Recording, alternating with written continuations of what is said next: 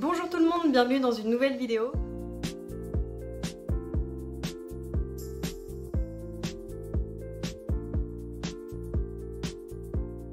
Aujourd'hui, on se retrouve pour un book haul de tout ce que j'ai reçu, acheté, qu'on m'a offert depuis le début de l'année. La fenêtre est ouverte, donc vous entendez probablement le chant des cigales. Peut-être que vous entendrez les bruits de la rue, etc. Je tourne quand les ouvriers sont en train de manger, donc j'espère que j'aurai terminé avant qu'ils reprennent. Sinon, je vais devoir fermer la fenêtre et mourir de chaud. Bref, sur ces belles paroles, on va commencer tout de suite. En janvier, je me suis offert le Comte de Monte Cristo, donc le livre 1 et le... non, pas du tout, le livre 1 et le livre 2. J'ai lu le livre 1, que j'ai adoré. J'ai toujours pas lu le livre 2, alors que j'ai lu ça en janvier ou février, janvier je crois. On est en juillet, j'ai toujours pas lu le livre 2. Il faut que je le fasse, c'est dans mes plans. Bref, je vais pas m'éterniser, mais en tout cas je veux le lire parce que j'ai trop kiffé, donc ce serait vraiment bête de pas continuer. Après ça, mon papa m'a donné des bons cadeaux que lui n'avait pas l'utilité, donc il me l'a donné pour que je puisse m'offrir des trucs. Donc j'ai fait des achats d'adultes et il me restait de l'argent pour des livres, donc je me suis pris Lou Sonata, le tome 2, et en même temps Là où fleurissent les cendres de Nguyen Phan Cai. Celui-ci c'est de Julien Nil. J'ai lu Lou Sonata que j'ai plutôt bien aimé. J'aime toujours la vibe, les couleurs qui sont extrêmement belles, mais c'est vrai que l'histoire patauge un petit peu. Je m'attendais pas à avoir beaucoup de choses dedans parce qu'on est dans un festival, donc bref, je m'attendais pas à avoir beaucoup d'action, mais là c'est vrai qu'on nous laisse sur un cliffhanger à la fin où ça traîne en longueur depuis quelques tomes, donc j'ai été quand même un petit peu déçue, mais je lirai quand même la suite parce que c'est une héroïne que j'aime beaucoup, donc forcément j'ai envie de connaître la suite. Et en ce qui concerne Là où fleurissent les cendres, je ne l'ai pas encore lu, mais ce sera fait en août puisque Louise, l'ivresse de lire des livres sur les réseaux sociaux, a un book club qui s'appelle l'ivresse de lire en voyageant. Et en août c'est sur le Vietnam et donc c'est soit on lit Pour que chantent les montagnes ou Là où fleurissent les cendres pour ceux qui ont déjà lu son roman précédent. Vu que c'est mon cas, je lirai celui-ci, j'attends avec impatience parce que j'ai adoré son précédent roman et j'ai qu'une hâte, c'est de replonger dans sa plume, repleurer je pense, mais ça va être super. J'ai eu ce petit cadeau de la part de Cécilia, donc Jurassic Jones, sur les réseaux sociaux. Elle a une chaîne YouTube et un compte Instagram et également un Discord. Bref, je vais mentionner je pense beaucoup de gens dans cette vidéo, donc je vous mettrai en barre d'infos toutes les chaînes, tous les liens pour que vous alliez voir. Et c'est un livre qu'on avait lu pour son book club en janvier que j'avais énormément aimé. J'avais du coup pris l'exemplaire à la bibliothèque et elle me l'avait gentiment envoyé. Et vraiment je trouve cette couverture trop belle. C'est un roman que j'avais beaucoup aimé et en fait je pensais avoir pleuré, je vous l'avais dit dans la vidéo non pas précédente, dans la vidéo sur le Mid-Year Freak Out Book Tag, je croyais avoir pleuré mais en fait je n'ai pas pleuré, donc j'ai menti dans cette vidéo. mais en tout cas c'était quand même un roman très émouvant, ça parle d'une histoire de femme, bref ça parle de femmes, d'histoire, il y a un petit peu de côté un peu magique, sorcellerie, enfin pas magique dans le sens magie, enfin c'est mal expliqué, mais lisez-le, il est extrêmement bien, la nature a une place extrêmement importante, c'est vraiment un personnage à part entière que j'ai beaucoup apprécié, le traitement des femmes, comment l'autrice en avait parlé, avait compris les émotions des femmes, etc. Et bref, c'est un roman que j'ai énormément aimé, que je vous invite à lire parce qu'il est vraiment cool. Car argumentaire, vraiment un argumentaire de qualité. Et maintenant on va passer à ceux que j'ai mis juste ici parce que il n'est pas sur ma tour de Pise là. Le dernier roman de janvier c'est The Blood Traitor de Lynette Noni que j'ai acheté sur ma liseuse. Donc je vous mettrai la couverture juste ici, juste là, on verra bien. En fait j'avais vraiment envie de connaître la suite parce que le deuxième tome se termine sur un énorme cliffhanger, j'avais pas envie d'attendre. Il a été traduit depuis, il est sorti en mars ou avril, je sais plus. Voilà, j'avais pas envie d'attendre, je l'ai lu en une journée et demie peut-être, je sais plus, mais en tout cas je l'ai lu de manière très frénétique parce que j'avais extrêmement envie de connaître la suite et fin de cette histoire que j'ai énormément aimée, qui est une trilogie de young adult que je trouve très réussie et que moi j'aime beaucoup. Je pense vouloir me les procurer à un moment donné pour les avoir dans la bibliothèque parce que c'est le genre de saga que j'aimerais relire je pense, donc voilà, ce sera acheter peut-être à un moment donné, mais c'est pas la priorité pour l'instant. Donc c'est tout ce que j'ai acheté en janvier. Je regarde ici parce que j'ai mon ordinateur juste là avec le tableau de lecture de Juliette de Livre et Sortilèges que je trouve extrêmement bien. En mars j'ai reçu beaucoup de romans tout simplement parce que c'est mon anniversaire et j'ai des copines de Booktube qui étaient extrêmement gentilles qui m'ont offert des livres et également des copines de ma vraie vie. Notamment Hortense que je vous ai déjà mentionné parce qu'elle m'a offert ces deux beautés que j'aime énormément, je les trouve magnifiques. C'est Emma de Jane Austen et Jane Eyre de Charlotte Brontë. C'est deux très vieilles éditions en VO, du coup en langue anglaise, et je les trouve magnifiques. C'est des Oxford World's Classics. Et j'ai regardé tout à l'heure, c'est des éditions qui sont parues en 99. C'est ces éditions-ci, hein, parce que le texte en soi, ça fait un petit moment qu'il est sorti. Parce que pour Jane Eyre, il est sorti en 1847 et Emma en 1816. Oui, donc un petit moment avant quand même. Et je les trouve absolument magnifiques, notamment ce petit dessin, enfin, j'aime énormément. Ils ont un peu morflé parce qu'ils étaient au soleil, enfin bref. Mais je trouve que ça rajoute un petit charme, j'aime beaucoup ce petit rose, ce combo rose-crème là. J'adore. Lui il a pris un petit peu plus cher mais je le trouve toujours aussi beau. J'ai enlevé la jaquette pour regarder. Il n'y a rien d'exceptionnel. D'habitude je préfère des livres sans jaquette. Mais malgré tout j'aime beaucoup ce dos, il est très beau. J'aime pas trop d'habitude les jaquettes parce que ça m'agace d'avoir un truc qui part tout le temps. Mais celles-ci sont tellement jolies que je les garde.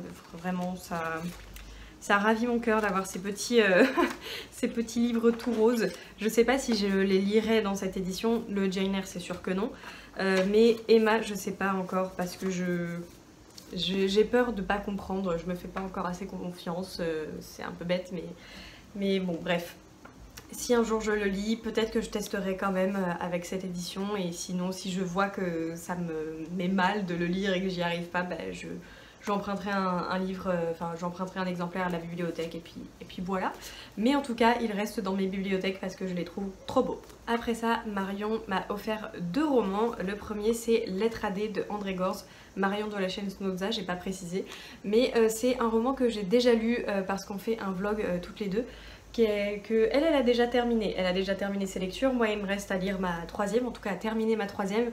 Mais bon, c'est un petit peu long, mais comme excuse, c'est que j'ai été malade pendant une semaine, donc j'ai pas énormément lu non plus. Bref, pour ce livre, c'est un livre tout court que j'ai plutôt bien aimé dans l'ensemble. J'ai quand même corné pas mal de pages parce que c'était beau à lire, il y avait des choses qui étaient très belles, mais j'ai moins apprécié que ce que je pensais parce que je pense que j'avais une trop forte attente par rapport à ce que j'en avais entendu en disant que c'était une magnifique histoire d'amour. Ça l'est, mais il y a certains points qui m'ont un petit peu moins plu, mais je vais quand même le garder parce qu'il est très beau et que... Enfin très beau dans l'intérieur, l'esthétique il est joli, mais il y a des très belles citations, des très belles preuves d'amour, bref. Je l'ai quand même beaucoup aimé. Après ça, elle m'a offert N'essuie jamais de larmes sanguin de Jonas Gardel, qui est un roman qui parle de sida, fun déjà, de sida dans les années 1980. Oui, on est en 1982 à Stockholm et on va suivre Rasmus, qui est un jeune garçon qui vient de la campagne et qui va arriver à Stockholm et pouvoir vivre son homosexualité, pardon. Et tout ça va être un peu ponctué par le sida et tout ce qui s'ensuit, la maladie, le fait qu'on les stigmatise. C'est une sacrée pavasse, mais j'ai hâte de le lire. Cecilia m'a également offert deux romans. Le premier, c'est Lemon de Kwon Yo-sun, que j'ai également lu. Il est aussi très court. On va suivre du coup Daun qui a perdu sa sœur suite à un assassinat. Sa sœur s'est fait assassiner en été 2002 et c'était la plus jolie fille du lycée et on a eu toujours des doutes quant à quelle est la personne qui l'a tuée. Il n'y a jamais eu de coupable désigné, même si Daun se penche pour plusieurs suspects et on va la suivre en fait au fur et à mesure des années, comment ça l'a impacté au début et comment elle vit son deuil, comment elle fait tout son deuil, tout son processus, comment ça joue sur sa vie et sur sa personnalité au fur et à mesure des années. Et c'était très intéressant. Je l'ai pas forcément lu au bon moment je pense parce que je l'ai lu à un moment donné où j'ai eu des petits soucis perso dans ma famille. Je l'aurais plus apprécié si j'avais pas eu tout ça qui m'encombrait un peu l'esprit. C'est un bon roman mais que j'ai pas su apprécier à sa juste valeur. Mais je vous le conseille vraiment parce qu'il est très intéressant et assez perturbant dans la psychologie des personnages. Bref, j'ai bien aimé. Et le deuxième roman qu'elle m'a offert, c'est La péninsule aux 24 saisons de Inaba Mayumi, que je n'ai pas encore lu. J'avais commencé à le lire et au final je m'étais arrêtée parce que j'avais commencé à le lire au travail et j'avais extrêmement mal à la tête, donc j'ai préféré l'arrêter parce que je comprenais pas tout ce que je lisais et je savais que ça allait un peu impacter ma lecture, donc j'ai préféré l'arrêter et le mettre de côté. Je le lirai à un autre moment, je sais pas trop encore quand. Ah bah d'ailleurs j'avais laissé le marque-page dedans, que je vais mettre ici pour le réutiliser plus tard. Mais en tout cas c'est un roman qui me fait envie, je sais plus du tout de quoi ça parle, mais c'est des romans japonais où je sais que ça va être assez lent et doux. Donc très hâte de le lire. Et enfin pour mon anniversaire, Lucie m'a offert également 2 romans. Funérailles célestes de Chiran, je crois, parce que c'est un auteur-autrice chinois. Alors je me souviens que j'avais regardé, je sais toujours pas. Traduit de l'anglais. Ah je sais pas. Je sais pas si cette personne est chinoise ou non, mais c'est traduit de l'anglais, mais en tout cas je crois que ça se passe en Chine. Je vois en 1956 2 jeunes étudiants en médecine remplis d'espoir des premières années du communisme en Chine. Donc je vois Tibet, Chine, bref, ça doit parler de tout ça. Je connais rarement les livres que je mets dans ma wishlist, en tout cas je lis le résumé mais je l'oublie et j'ai pas forcément envie de relire le résumé, donc je verrai bien quand je le lirai. Et c'est des éditions que j'aime beaucoup, les éditions Piqué, notamment les poches, parce que je trouve qu'ils sont très pratiques, ils sont tout petits. Et j'aime bien l'esthétique en général des dos, etc. Et bref, j'aime bien, j'ai hâte de le découvrir parce que je me souviens absolument pas de quoi ça parle. Parce que là je vous ai dit 1956, Chine-Tibet, aucune idée de quoi ça va parler. Parce que je connais très mal l'histoire de la Chine et du Tibet. J'ai des grandes lignes, mais c'est pas bien dans l'ordre en tout cas dans ma tête, donc je préfère rien vous en dire et aller chercher le résumé si jamais il vous intéresse. Et elle m'a également offert Babel de R.F. Kuang en anglais. Ici c'est l'édition Harper Voyager. Et là non plus je sais plus trop de quoi ça parle, mais vous l'avez vu partout j'imagine, tout le monde l'a lu. Je sais qu'on va suivre un jeune homme qui va être recueilli en Chine, je crois justement, et qui va être emmené à Oxford dans la tour de Babel pour devenir traducteur, je crois. Potentiellement je dis des conneries, hein, c'est possible, c'est fort probable. Mais j'ai envie de le lire et je le lirai, je ferai une vidéo en parallèle avec le mythe de Babel là-dessus je pense. Donc il sera lu, probablement pas tout de suite parce que j'ai pas envie de le lire maintenant. Mais probablement plutôt en octobre-novembre je pense. La saison s'y prêtera bien, enfin je pense qu'il fera encore très chaud à Marseille, mais bref, dans ma tête ça ira bien. Et ensuite je vais vous montrer les 2 services presse que j'ai reçus, c'est les 2 premiers que j'ai reçus et que j'ai demandé, qu'on m'a bien gentiment envoyé, et je les ai tous les 2 lus. Le premier c'est Enquête et Charleston de Mélanie Bantini. C'est un roman Cozy Mystery d'une autrice française, c'est aux éditions City. Ici on est en 1925 avec Madeleine Hardwicke, c'est une américaine qui a voyagé à travers le monde et qui revient en France, parce qu'elle a vécu en France quand elle était plus jeune, pour revoir son amie Léonie, donc c'est sa meilleure amie, sauf qu'elle apprend qu'elle a été tuée, et pas seulement tuée, elle a été assassinée. En tout cas, on connaît pas en fait l'auteur de l'assassinat, et du coup elle part à Paris pour suivre les traces de son amie et savoir ce qui s'est passé. Donc voilà, on va suivre tout ça. C'est un cozy mystery que j'ai vraiment bien aimé. J'ai bien aimé l'ambiance années 1920, ce côté où l'enquête est très palpitante et on a vraiment envie de savoir ce qui se passe.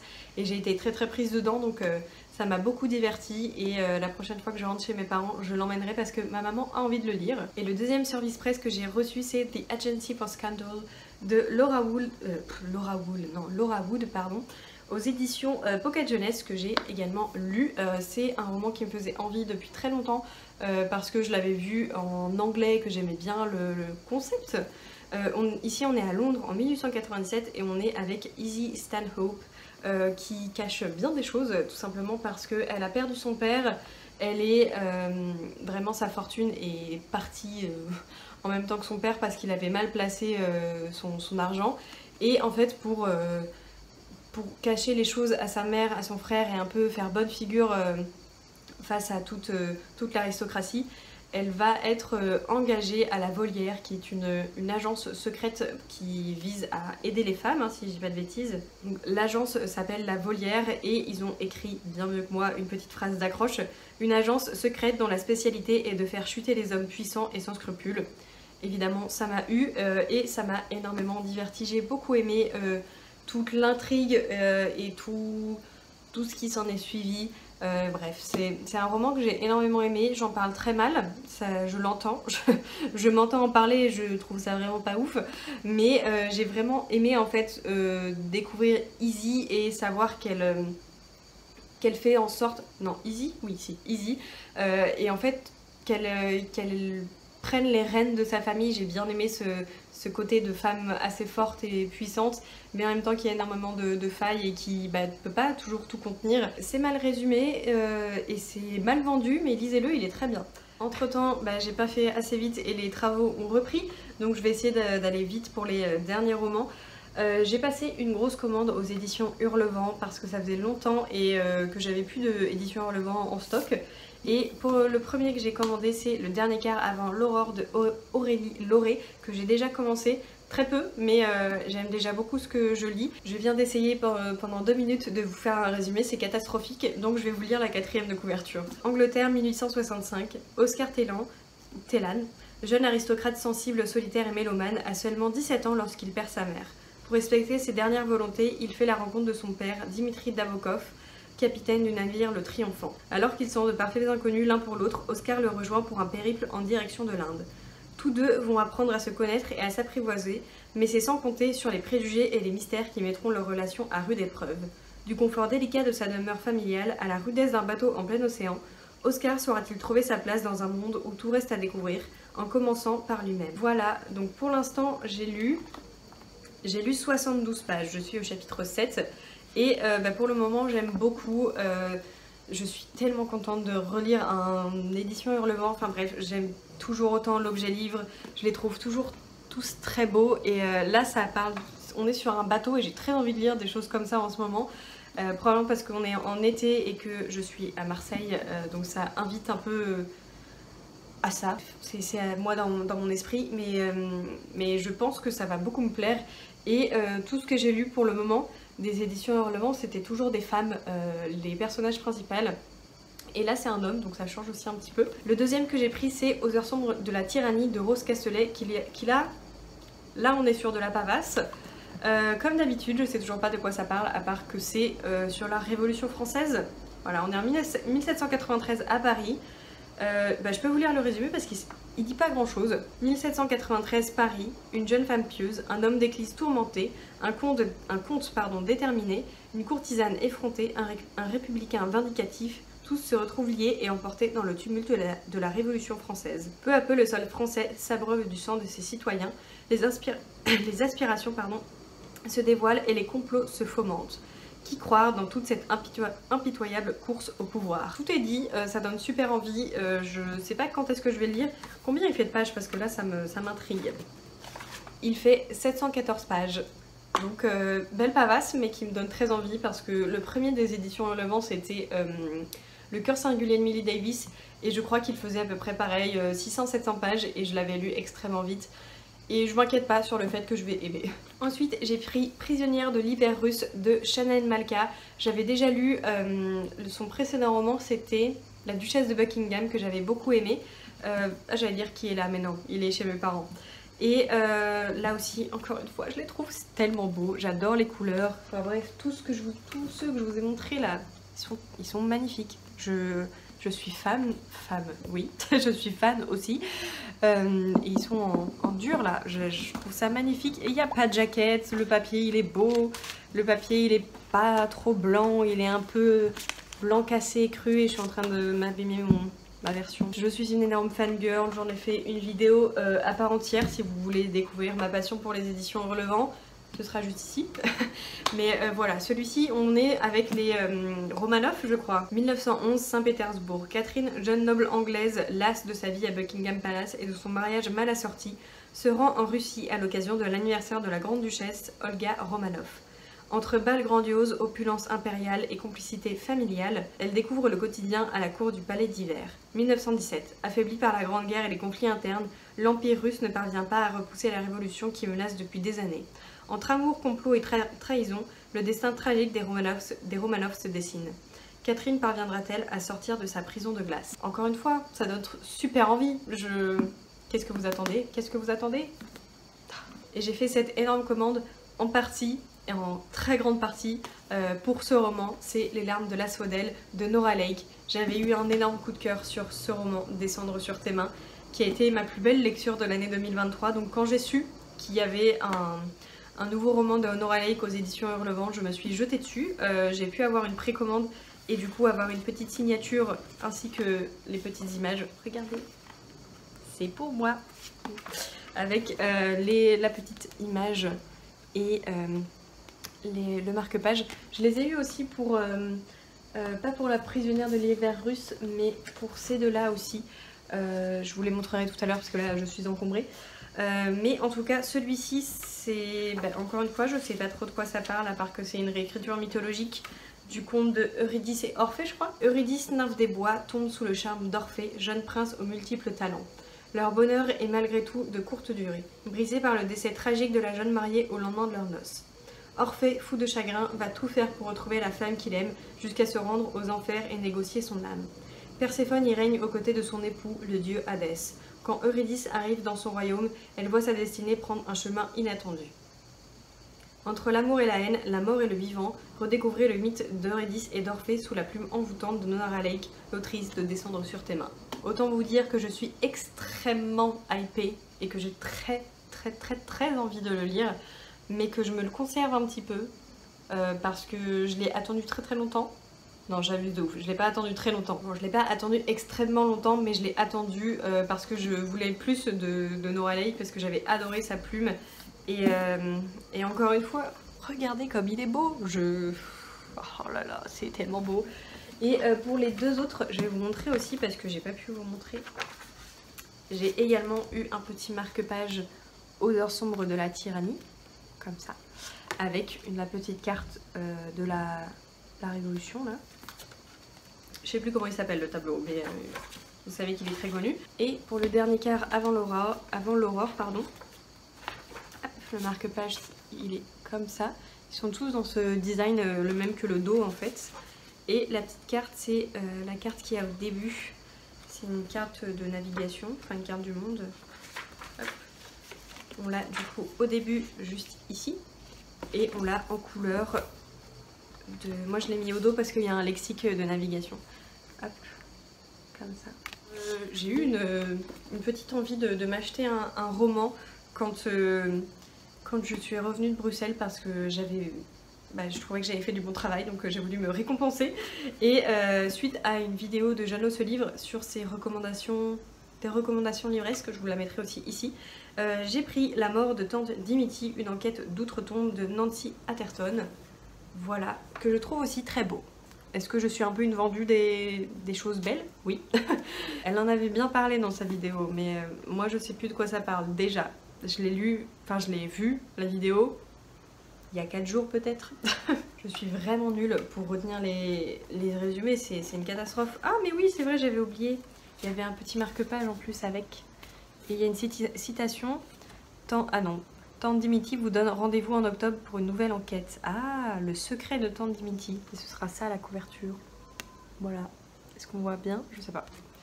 En tout cas, j'aime bien l'intérieur aussi parce que je trouve les en-têtes très jolies. Je vais vous en montrer un. Voilà.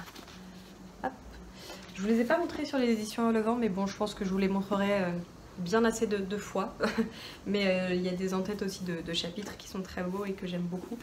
Ici, on est quoi? On fait quoi? L'enfance de Laurie Shepherd a été bercée par les histoires de Tante Dimity que lui racontait sa mère. Quelle n'est donc pas sa surprise en apprenant que Tante Dimity a non seulement existé, mais que cette dernière lui a confié une mission capitale à sa mort. Compiler toutes ces histoires pour publication, en échange d'une somme considérable. Pour accomplir cette tâche, Laurie doit voyager en Angleterre jusqu'à un petit cottage des Cotswolds. Mais une fois là-bas, des choses très étranges surviennent dans la maison. Le fantôme de Tante Dimity semble veiller sur elle.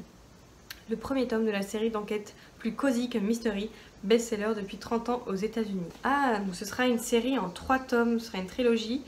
Le tome 2, La bonne action de Tante Dimity en octobre 2024 et tome 3, parution en janvier 2025. Mais moi je voulais savoir quand est-ce que ça a été publié pour la première fois. J'ai réussi à trouver un petit mot parce que je sais juste pas me concentrer pour trouver une information. Nancy Atherton est née à Chicago. Après plusieurs petits boulots, elle décide en 1992 de se lancer dans l'écriture avec La mort de Tante Dimity, premier tome des mystères de Tante Dimity qui connaît alors un succès retentissant. Sa série d'enquêtes d'outre-tombe plus que cosy que mystery compte aujourd'hui 28 tomes. Ah, 28 tomes! Bon, je suis pas certaine de lire les 28 parce que les sagas très très longues comme ça, j'aime pas ça. Et ça m'agace rapidement de... Bref, j'aime pas tout simplement. Donc peut-être que je lirai celui-ci et que celui-ci et que j'en achèterai peut-être d'autres. Bref, déjà il faudrait que je le lise et après on verra. Et le dernier en date que j'ai acheté, je l'ai acheté pour moi hier, c'était le 10 j'allais dire janvier, pas du tout, 10 juillet. C'est un roman en espagnol, il s'agit de La princesa Paca, la gran pasión de Rubén Darío, de Rosa Villacastín et Manuel Francisco Reina. Ici on va suivre l'histoire du coup vraie de Francisca Sánchez qui était une jeune fille qui était la fille du jardinier du roi, et un jour elle va rencontrer Valle Inclán et Rubén Darío qui étaient des écrivains et poètes assez réputés à cette époque-là. Rubén Darío était un très grand poète nicaraguayen. Je sais plus si on dit vraiment comme ça en français, mais en tout cas en espagnol c'est nicaraguense. Et en gros, elle va avoir une relation amoureuse avec Rubén Darío et qui va l'emmener un petit peu partout entre, ils disent, Madrid et Paris. Et elle va avoir des soucis par rapport à leur classe sociale qui sont très différentes. Et je pense qu'il va y avoir pas mal de jugements et peut-être des personnes qui vont essayer de leur mettre des bâtons dans les roues. Ou en tout cas une pression sociale assez forte à cause de leur justement différence de classe. Rosa Villacastín, c'est la petite fille de Francisca Sánchez et du coup elle va raconter l'histoire de sa grand-mère, son histoire d'amour et comment tout ça s'est passé. Donc j'imagine que c'est entre la fiction et l'historique, en tout cas l'autofiction, enfin pas l'autofiction mais vous avez capté, parce que je crois qu'elle s'est aidée de lettres d'amour, oui c'est ça, lettres d'amour qu'ils ont échangées tous les deux. Et ça me donne vraiment envie et ça va me challenger un petit peu. Et j'ai quand même hâte de le lire en espagnol et bref, hâte de voir ce que ça donne. Cette vidéo qui a duré 4 plombes et demi est maintenant terminée. J'espère que j'ai pas été fouillie, je le sens que ça va être une horreur au montage. Mais je suis quand même contente de vous avoir montré un peu tout ce que j'ai acheté durant ce début d'année. Donc ça fait 21 livres au total et sur ces 21 livres j'en ai acheté de ma poche que 9. En tout cas je n'ai pas été excessive dans mes achats, en même temps je n'avais pas les moyens, mais je suis contente de ne pas en avoir acheté des milliers et des cents. Et par contre j'en ai emprunté énormément à la bibliothèque, ça c'est sûr, j'en ai emprunté beaucoup, mais ça compense en tout cas avec les achats et je trouve ça un peu plus responsable que de faire des énormes book hauls. Moi j'aime pas forcément ça et c'est pas ma manière de consommer, donc je suis plutôt contente de n'avoir acheté que ça et de n'avoir acquis que ça et d'en avoir déjà lu un certain nombre. Donc je suis très contente. En tout cas j'espère que cette vidéo vous aura plu, n'hésitez pas à me le dire en commentaire, n'hésitez pas aussi à mettre un commentaire. On pourrait mettre quoi comme un petit emoji pile de livres si jamais vous savez pas quoi commenter, comme ça pourra faire un petit peu de bien à mon algorithme qui n'est pas très performant en ce moment. N'hésitez pas à me dire aussi si jamais vous avez des envies particulières de vidéos pour les mois à venir. Je sais pas trop quoi, mais en tout cas n'hésitez pas à me dire ça, si vous voulez des vlogs particuliers ou d'autres types de vidéos, je ferai ça avec grand plaisir. Et sur ce, je vous souhaite une très bonne journée ou une très bonne soirée et on se retrouve très vite pour une prochaine vidéo. Salut!